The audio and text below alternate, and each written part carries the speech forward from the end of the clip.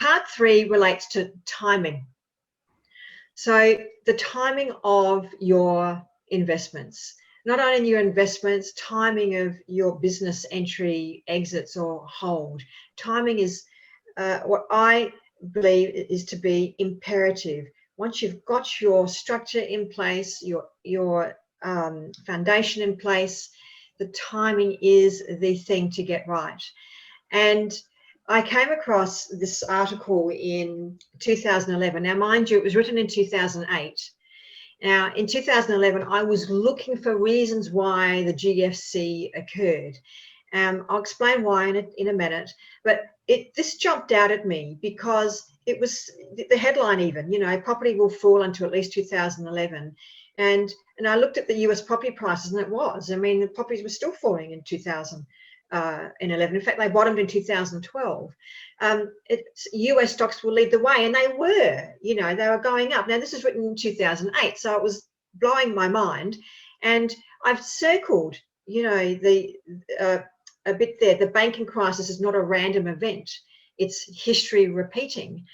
I'm like, that really, it made me stand up and take note because, we're just coming through, or in the GFC. I remember the 87 crash and the early 90s recession.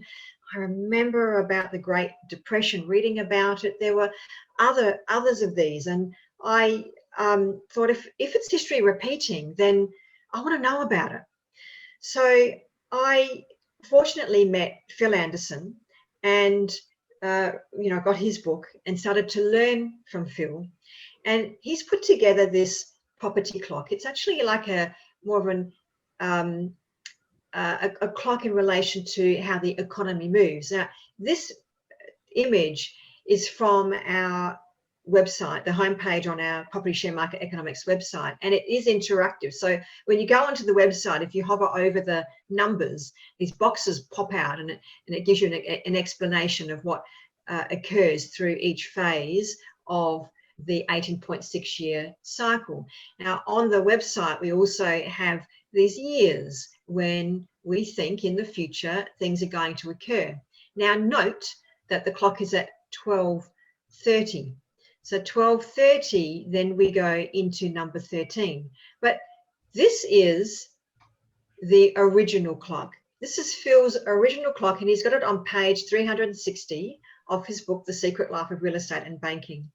And he's identified indicators throughout the 18.6-year cycle.